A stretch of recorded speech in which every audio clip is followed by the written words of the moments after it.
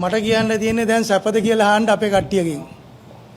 සැප හම්බුණා ඇල්ලේදී. එදා ගැව්වා මාලිමාව අපි කියලා. අත ගහන්න ඕනේ අපිට සැපද කියලා. ඒකින්ද ඔබතුමාලා කිසි දෙයකට බය වෙන්න එපා. අපි ඔබතුමාලත් එක්ක ඉන්නවා. එදත් හිටියා, අදත් ඉන්නවා, හෙටත් ඉන්නවා. අපිට රජයක් ප්‍රශ්නයක් නැහැ. මේ නියාමනය සම්පූර්ණම පළාත් 9ටම කරන්න. පළාත් 9ටම කරලා එක මිලකට ගේන්න මේ නියාමනය. බස්නාහිර පළාතට එකක්, උතුරට එකක්, දකුණට එකක් නැතුව. ඒ වගේම අපේ රියදුරන්ට සාහනයක් සලසන්න. අපේ රියදුර කබලෙන් ලිපට වැටලා ලිපනුත් කබලට වැටලා දැන් තියෙන්නේ. මේ ළඟදී ඇල්ලේ වතුර නාය ගිය වෙලාවේ ඔය කිසිම ඇප් සමාගමක් එහෙ දිව්වේ නැහැ. දිව්වේ අපේ රියදුර, අපේ කොල්ලෝ, අපේ ත්‍රිවිල් රස්සාව කරන රියදුර. මේ ළඟදී දාලා තුන ජර්මන් කාන්තාවක් බේරගත්තේ විදිය. ඔව්ව ගෙනල්ලා ගාලට බස්සපු විදිය. ඒවා තමයි කෙරෙන්න ඕනේ වැඩ. ඒ ගමේ මිනිසුන්ට ඒ ගමේ ආදායම ලැබෙන්න සලස්සන්න. මේක නියාමනය කරොත් ওই ප්‍රශ්නේ වෙනවා. ඒ ප්‍රශ්නේදී එකම මිලක් එනවා මුළු ලංකාවටම. කොළඹ සිසිකට එක මිලක් එනවා, ඒ වගේ එනවා. ඊට පස්සේ ওই ඇප් සංගම් වලට දඟලන්න හම්බ වෙන්නේ. ඇප් සංගම් වල දඟලන්නේ මේ අපිත් එක්ක ඉඳලා අපේ මේ කටු කාලා ගිය 3-4 දෙනෙක්. අපි එයාලටත් කියනවා ඔය බෝඩ් ලෑලි සංගම් වලට පුළුවන් නම් 10 දෙනෙක් අරගෙන අපිත් එක්ක එන්න වාදයකට කියලා. අපි එදාට ඔයගොල්ලොත් එක්ක එනවා. අපි කිසිම දෙයකට බය නැහැ. අපි කොළඹ කියලා නෙමෙයි. අපේ ගම් පළාත් වලත් මිනිස්සු ඉන්නවා UP CP NP දුවන. අපි ඒගොල්ලන්ට කිසිම කරදරයක් කළා නැහැ. ඇප්සාමාංග වලින් කියන්නේ අපේ ස්ටෑන්ඩ් එකට ඇවිල්ලා ඇප්සාමාංග වලින් අපේ හයර් එක අරන් යන ඇප්සාමාංග වලට දෙන්න පුළුවන් එකම දේ තමයි ඒගොල්ලන්ට තාක්ෂණය පමණයි. ඒගොල්ලන්ට මිලක් නිගමනය කරන්න බෑ. ගාල්ලට යනවා 4500ට බයිසිකලේ. ඒ බයිසිකලේ තර්ඩ් පාර්ටි ඉන්ෂුරන්ස් එකක් දාලා යන්නේ. ඉතින් අපේ මිනිස්සු බුලත් පිටේ ඉඳලා කාන්තාවගේ පෑඩ් එක වෙනකම බයිසිකල් ලා දිනවා. අපේ මේ තරුණ ජීවිත ඇයි මේවට ඉඩ තියන්නේ? පෞගිය දවස්වල ඔය ඇල්ල ප්‍රදේශයේ වෙච්ච ප්‍රශ්නේ. මේ ප්‍රශ්නේ ගැන හරියට කවුරුවත් කතා කරන්නේ නැහැ. ඔක්කොම හංගලා කතා කරන්නේ. හරි? ඔය ගිය රියදුරත් කිසිම සංගමයකට අනුයුක්ත වෙලා ඉන්න රියදුරෙක් නෙවෙයි. හරි? අපිට ප්‍රශ්නයක් නැහැ මොන විදියට මේවා කරත්. මේකේ ඊටමත් පැහැදිලිවම මේ ගයිඩ්ලයින් වල සඳහන් කරලා තියෙනවා තවත් රියදුරෙකුට අයිති ආදායමක් සහිත හයර් එකක් ගන්න එහෙම් පිටින්ම තහනම් කියලා. හරිද? දැන් මේගොල්ලෝ කරන්නේ මොකද්ද?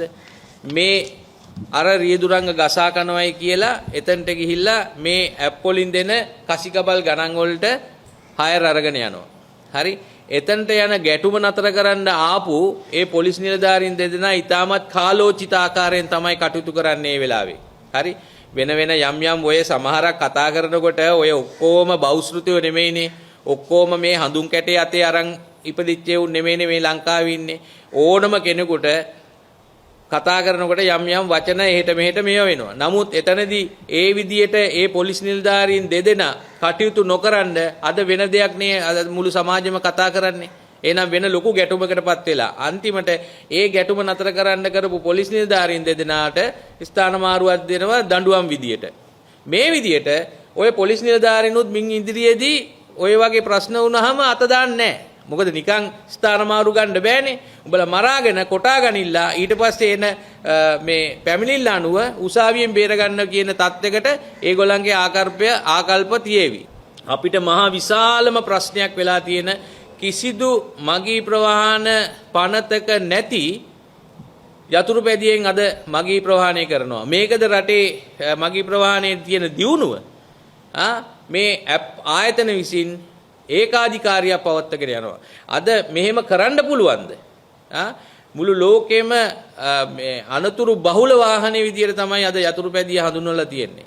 ඒ යතුරුපැදියේ මගී ප්‍රවාහනය කරනවායි කියන්නේ අද මේ වෙනකොට මිලියන 4.8කට වැඩිය ලංකාවේ මේ බයිසිකල් මේ යතුරුපැදි ලියාපදිංචි වෙලා තිනවා. ඕකෙන් ලක්ෂයක් මේ මගී ප්‍රවාහනය කරොතින් එහෙම එක බයිසිකල් එකකින් එක යතුරුපැදියකින් හයර් 5ක් ගියොතින් එහෙම දවසට ලක්ෂ 5ක් හයර් අපිට නැති වෙනවා. ඒ අපිට දෙන ආදායම අපේ රියදුරන්ට එන ආදායම මොකද්ද මේකේ තේරුම? ජාතික ගමනාගමන කොමිෂන් සභාවෙන් මේකට අනුමැතිය නැහැ. මාර්ග ප්‍රවාහන අධිකාරිය වලින් මේකට අනුමැතිය නැහැ. ප්‍රවාහන අමාත්‍යාංශයෙන් මේකට අනුමැතිය නැහැ. එතකොට කාටද මේ යට වෙලා ඉන්නේ? අපිට ප්‍රශ්නයක් නැහැ. ඒ අය පාර්සල් ප්‍රවාහනය කරාට, ලියුම් ප්‍රවාහනය කරාට, මේ කෑම ප්‍රවාහනය කරාට අපිට කිසිම ප්‍රශ්නයක් නැහැ. හැබැයි හොඳට මතක තියාගන්න අද උගත් බුද්ධිමත් දරුවෝ සෑහෙන ප්‍රමාණයක් අද බයිසිකල් එකට යට වෙලා තියෙනවා. විවිධ විසමජා වලටත් යොමු වෙලා තියෙනවා. අපිට ප්‍රායෝගිකව අපිට පේනවා. අපි දකිනවා. ත්‍රිවිල් රියදුරන් මගියව ගසා කනවයි කියන කතාව. මොකද සමාජ ජාලාවල සමහරක් මේ මූණු පොත්වල ඒ අයගේ සටහන් දැක්කහම හරියට කලකිරිනවා. මේ තරම් ගසා කෑමක් කනවද කියන එක. අනිත් එක මේ තරම් ලොකු මුදලක් ගන්න රියදුරාට අවස්ථාව දෙනවද මේ අය? අද මේ වෙනකොට ඔය සමහරක් ඇප් සමාගම් වලින් කිලෝමීටර රුපියල් 48ට දුවනවා. වතුරෙන් දාලාද? එතකොට ඒවා යාන්ත්‍රික වාහන නෙවෙයිද? ඒ වාහන කැඩෙන්නේ නැද්ද? ඒ වාහන වල ටයර් නැද්ද? ඒ වාහන මේ තෙල් වලින් නෙවෙයිද දුවන්නේ? එතකොට ඒ වාහන වල දුවන අයගේ පවුල් නැද්ද? ඒ වාහන වල දුවන අයට දරුවෝ නැද්ද? මේ මහා උබදිග කෝටික ප්‍රශ්නයක්. ඒ නිසා මේ ඇවිල්ලා ඇප් සමාගම් වලින් සමහරක් වෙලාවට කරන උප්පර වැට්ටි තමයි මේ සමාජය ඇතුලේ මේ කතිකා වෙන්නේ. ඒ නිසා අපි ඊටමත් ගෞරවයෙන් කරුණාවෙන් ඉල්ලා සිටිනවා අපේ තීරෝදරත සේවාව භාවිතා කරන ඔබ නිසා තමයි අපේ ජීවිතේ රැකෙන්නේ.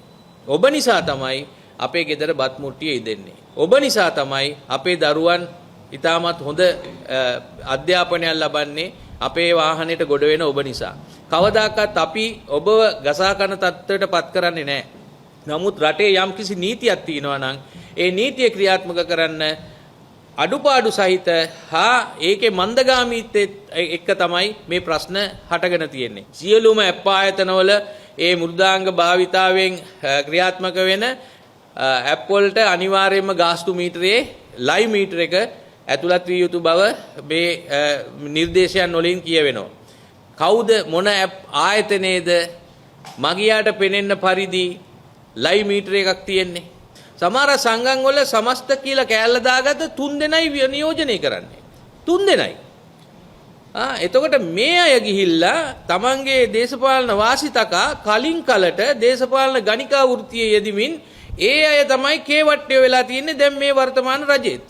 හැබැයි හොඳට මතක තියාගන්න ගරු ජනාධිපතිතුමා ප්‍රමුඛ මේ කැබිනට් මණ්ඩලය අමාත්‍ය මණ්ඩලය හා ඔය ඉන්න පාර්ලිමේන්තු මන්ත්‍රීවරු NPP රජේ ඔබතුමන්ලා තවත් අපහසුතාවයකට පත් කරන ක්‍රියාවලියක් තමයි ඔය කේවට්ටියෝ ටික එකතු වෙලා කරන්නේ.